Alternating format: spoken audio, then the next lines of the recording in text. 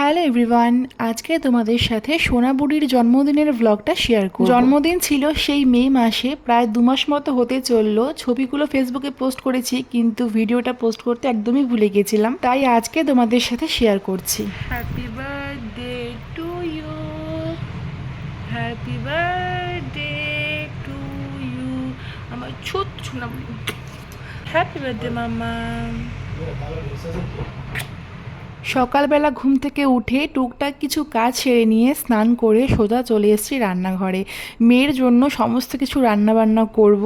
আজকের দিনটাতে ওকে সাজিয়ে গুছিয়ে খেতে দিতে আমার খুব ভালো লাগে, যেটা আমি প্রত্যেক বছরই করে থাকি। আর সোনাবুড়িও এই ব্যাপারটা ভীষণ এনজয় করে।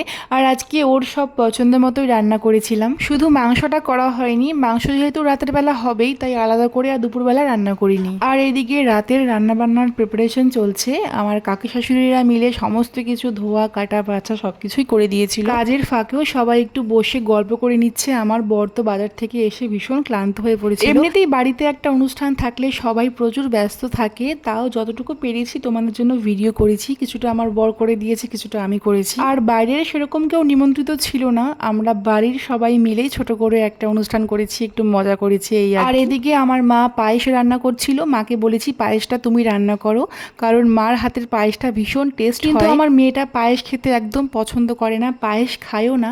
তবুও জন্মদিনের দিন পায়েস না করলে কি হয়? আমরা তো বাঙালি, যতই হোক পায়েস ছাড়া জন্মদিনটা আমাদের ঠিক সম্পূর্ণ হয় না। তারপর এখন দুপুরবেলা সোনাবুড়িকে খেতে দেব। মা সমস্ত কিছু সাজিয়ে গুছিয়ে রেডি করে দিয়েছে। আর এই মাটির থালাগুলো দেখছো, এগুলো আমি নিজের হাতে পেইন্ট করেছি। অনেক দিনের ইচ্ছে ছিল সোনাবুড়ির জন্য এরকম একটা থালি সেট বানাবো। কেমন হয়েছে আমাকে কমেন্ট করে তোমরা জানিও। আর এই থালি পেইন্টিংয়ের ডিটেলস ভিডিও ফেসবুকে আমার পোস্ট করা রয়েছে, তোমরা চাইলে দেখে আসতে পারো। তারপর এই যে আমার সোনা মাটা খেতে বসেছে। সবাই ওকে আশীর্বাদ করো, ওকে অনেক ভালোবাসা দিও, যাতে একজন ভালো মনের মানুষ হতে পারে। আর এখানে আমাদের ছোট্ট করে একটু ফটোশ্যুট চলছিল। সোনাবুড়ি, তার ঠাম্মি, দাদু, দান গুটলি সবার সঙ্গে ছবি তুলছিল। এরপর সোনাবুড়ি নিজের হাতে খাওয়া শুরু করেছে, কিন্তু কোনো কিছুই ঠিক মতো খায়নি। এত ভালোবেসে ওর জন্য রান্না করলাম, একটা কিচ্ছু ঠিক মতো মুখে দেয়নি। শেষে গিয়ে ওর পাপা ওকে জোর করে একটু খাইয়ে দিয়েছে। এদিকে বাইরে রাতের জন্য রান্না বান্না চলছিল, আর আমরা ঘরে সবাই মিলে বেলুন ফুলাচ্ছিলাম। পুরো রুমটা একটু সুন্দর করে সাজানো হবে। আর পুরো রুমটা সাজানোর ক্ষেত্রে পুরো ক্রেডিটটাই কিন্তু আমার মা আর ভাগনা ভাগ্নিদের, ওরাই কিন্তু সবটা করেছে, আমি কিন্তু সেরকম কিছুই করি। ঘর সাজানো কিন্তু মোটামুটি কমপ্লিট। কেমন হয়েছে কমেন্ট করে সবাই জানিও। আর এখন তোমাদের সাথে শেয়ার করব আগের দিনের সন্ধ্যাবেলার কিছু ভিডিও।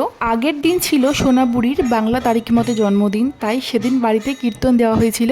প্রত্যেক বছরই বাড়িতে কীর্তন দেওয়া হয় ওর জন্মদিন উপলক্ষে, কিন্তু বেশিরভাগ বছরই ওর বাংলা আর ইংরেজি তারিখটা একই দিনে পড়তো, তাই একই দিনে দেওয়া হতো। এবছর আগের দিন পড়েছে বলে আগের দিন দেওয়া হয়েছিল।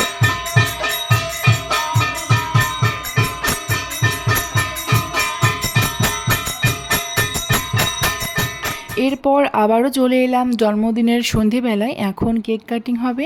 এরই মধ্যে প্রচণ্ড বৃষ্টি শুরু হয়েছিল। বৃষ্টিতে একরকম ভিজে ভিজে গিয়েই ওর বাবা ওর জন্য কেক নিয়ে এসেছিল। তারপর আমরা খুব তাড়াহুড়ো করছিলাম কেক কাটার জন্য, কারণ এত বৃষ্টি হচ্ছিল, কখন কারেন্ট চলে যাবে কোনো ঠিক নেই। কারণ আমাদের এখানে একটু বৃষ্টি হলেই কারেন্ট চলে যায় সঙ্গে সঙ্গে। আর আমাদের বার্থডে গার্লকে কেমন লাগছে সবাই কিন্তু কমেন্ট করে জানাবে।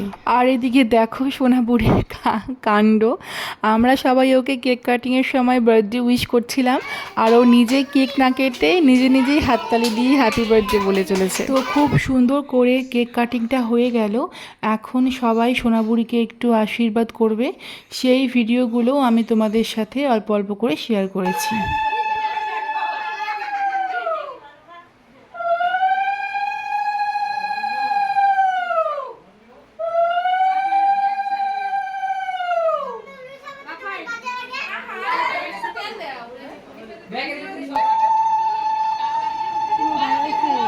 ভিডিও কল তাই বলে আগে ঢুলে দাও না,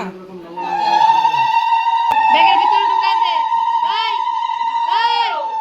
শুরু করে দিলে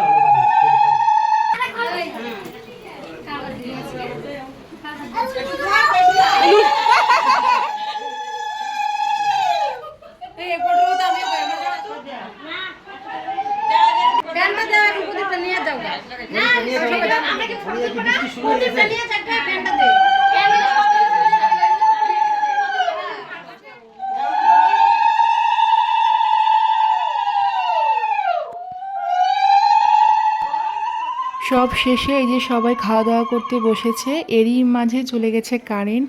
তার মধ্যে এত বৃষ্টি হয়েছে যে পুরো উঠোন কাদা কাদা হয়ে গেছে।